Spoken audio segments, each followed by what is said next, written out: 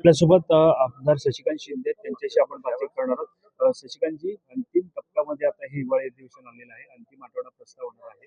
त्याच्यामध्ये मुद्दा आहे कायदा सुव्यवस्थेचा. पण राज्यामध्ये आता अशी घटना घडते की सर्वच मुलं पळवली जात आहेत. राज ठाकरेंनी मुद्दा उपस्थित केलेला आहे. सरकार विधान भवनामध्ये अनेक विषयांवरती चर्चा करत आहे, मात्र या विषयावरती चर्चा करावीशी वाटत नाही का, असा थेट सवाल त्यांनी उपस्थित केला. नाही नाही, असं आहे की गृह खात्याच्या असलेल्या अंतिम आठवडा प्रस्तावामध्ये आम्ही हे सगळे विषय घेणार आहे. मागे सुद्धा मुलं मुली पळवण्याच्या संदर्भात आम्ही सभागृहामध्ये विषय मांडला होता. त्यांनी रिपोर्ट देताना सांगितलं की एवढी मुली गेल्या होत्या, त्याच्यानंतर एवढ्या मुली आम्ही पकडल्या, काही मुली स्वखुशीने गेल्या वगैरे असं सगळं उत्तर दिलं होतं. त्यात कायदा कडक करण्याच्या बाबतीमधली भूमिका करू अशा प्रकारचं आश्वासन दिलं होतं. तरी सुद्धा हा प्रकार चालू असेल तर त्याच्यावर आम्ही 100% आज आहोत. साधारणतः या पत्रामध्ये असंही आहे की मुलं पळवली जातात, त्यानंतर त्यातील काही रेस्क्यू केले तर त्यांच्या कुटुंबियांकडे दिले. हे ठरलेलं उत्तर सरकार देते, त्यामुळे हे उत्तर नको आता. तर 100% गृहमंत्री आणि मुख्यमंत्र्यांकडे आता महाराष्ट्राचं लक्ष लागलेलं आहे की या टोळ्या ज्या निर्माण होतात त्या निर्माण कुठे होतात, बसस्टॉप वरती असतील ज्या भिकारी उभे असतात ते कोण आहेत, त्यांचं DNA टेस्ट करणार का, असं सुद्धा मुद्दा आहे. 100% हा विषय आहे. त्याप्रमाणे तो महत्वाचा सुद्धा आहे. त्याच्यावर कारवाई झाली पाहिजे.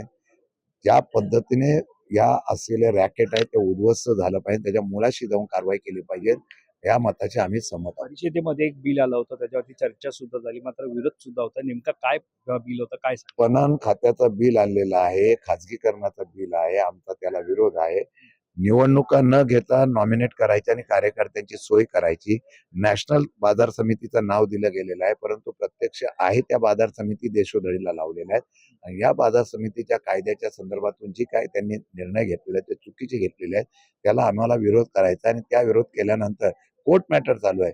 सुप्रीम कोर्टामध्ये आता मॅटर चालू आहे. हायकोर्टाने स्टे दिलेला असताना घाई गडबडीमध्ये बिल आणतायत, ते चुकीचं आहे. मीडियाबाबत अजित पवार यांनी एक वक्तव्य केलेलं, त्यानुसार या प्रकरणी व्यवहार होत असताना अधिकाऱ्यांनी कागदपत्र पडताळणी करणं आणि चुकीच्या बाबी असल्याचं लक्षात आल्यानंतर भूमिका घेणं अपेक्षित होतं. कोणताही निर्णय घेताना, कुठल्या जमिनीचा निर्णय घेताना महसूल विभागात त्याला गरजेचं असते. महसूल विभागाने तो ऑडिट किंवा त्याचं पडताळणी करणं गरजेचं होते. ती केली नसेल, जे काही चुकीचं असेल ते जनतेच्या समोर आमच्या समोर. शेवटचा प्रश्न, प्रस्तावांचं निधी मंजूर करण्याचं हे अधिवेशन होतं का, असं तुम्ही सुद्धा प्रश्न उपस्थित केला होता? कारण साधारणतः अनेक प्रश्न प्रलंबित आहेत, मात्र चर्चा होताना पाहायला मिळत.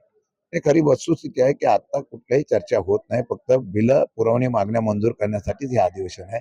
सरकार गांभीर्याने नाही, बिलं फक्त दाखवली जातात आणि ती मंजूर करायची. धन्यवाद. आमच्याशी बातचीत